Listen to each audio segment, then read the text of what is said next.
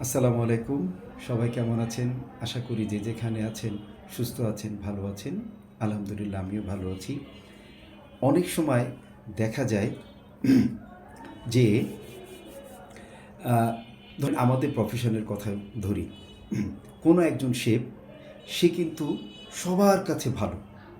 সবার কাছে ভালো। সবাই তাকে ভালো, "হ্যাঁ, জানিস ওই শেফটা ভালো, ওই শেফটা কিন্তু অনেক ভালো।" হ্যাঁ?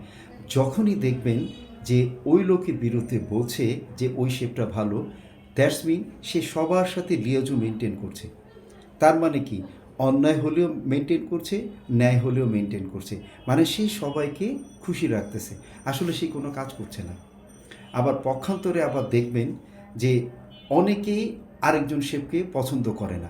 হ্যাঁ, আমি ওরে পছন্দ করি না। কেন পছন্দ করে না? বিকজ অফ ওই শেফ তাদেরকে সবসময় চায় যে তারা ভালো থাকুক, ভালোভাবে কাজ করুক, ভালোভাবে মোটিভেট হোক। এই কথা যখন তারা বলে, সে অন্যায়কে প্রশ্রয় দেয় না, বাটারকে প্রশ্রয় দেয় না। সে শুধু জানে যে না, কাজটা যেন ঠিকভাবে ওঠে। যখন যারা ফাঁকিবাজ তাদেরকে যখন ওই শেপ ধরতে চায় বা তাদেরকে কোনো কড়া কথা বলে, তখনই সেই শেপ খারাপ হয়ে যায়। আসলে ওই শেপই ভালো, কারণ সে কাজটাকে বুঝে নিচ্ছে, কারণ সে কাজ করছে। আর যে সবার কাছে ভালো, সে কিন্তু আসলে ফাঁকিবাজ।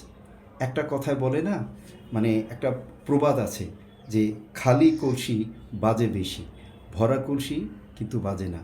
সুতরাং বি কেয়ারফুল।